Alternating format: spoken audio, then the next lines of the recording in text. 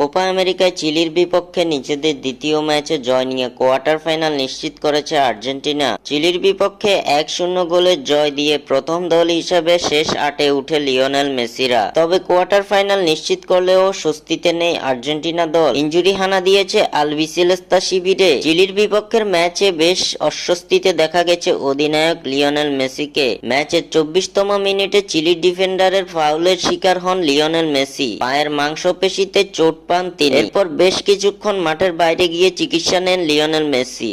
Side লাইনে দাঁড়িয়ে খানিক চিকিৎসা শেষে আবারও মাঠে ফিরেন মেসি। এরপর অবশ্য পুরো ম্যাচ শেষ করেই মাঠ ছেড়েছিলেন আর্জেন্টাইন অধিনায়ক। ম্যাচ শেষে সাংবাদিকদের সঙ্গে কথা বলার সময় মেসি নিজে জানিয়েছেন মাংসপেশির অস্বস্তির কথা। এর সঙ্গে এও জানিয়েছেন জ্বর নিয়ে চিলির বিপক্ষে খেলেছেন তিনি। শুধু তাই নয়, এর সঙ্গে ছিল গলা ব্যথার সমস্যা। ইনজুরি নিয়ে সাংবাদিকদের প্রশ্নের জবাবে মেসি বলেন, আমি কি জানি, এতটুক বলতে পারি খানিক অস্বস্তি হচ্ছিল, তবে আমি খেলা শেষ করতে পেরেছি। আশা করি এটা গুরুতর কিছুই না। আমি কোনো চাপ অনুভব করিনি। পেশি শক্ত হয়ে আসছিল। অস্বস্তির কারণে আমার স্বাভাবিক চলাফেরাই কঠিন হয়ে এসেছিল ওই মুহূর্তে। কাল দেখব কিভাবে খেলা চালিয়ে নেওয়া যায়। নিজের জ্বর ও অসুস্থতার কথা জানিয়ে মেসি আরো বলেন, কয়েকদিনের গলা ব্যথা আর জ্বর নিয়ে আমি এখানে এসেছি। হয়তো ওটাই আজকে আমার ক্লান্তির কারণ হয়ে দাঁড়িয়েছে। এটা পুরাতন কোনো সমস্যা না, এটা সাময়িক। গ্রুপ পর্বে নিজেদের তৃতীয় ও শেষ ম্যাচে পেরুর বিপক্ষে লিওনেল মেসি খেলবেন কিনা তা এখনো নিশ্চিত নয়।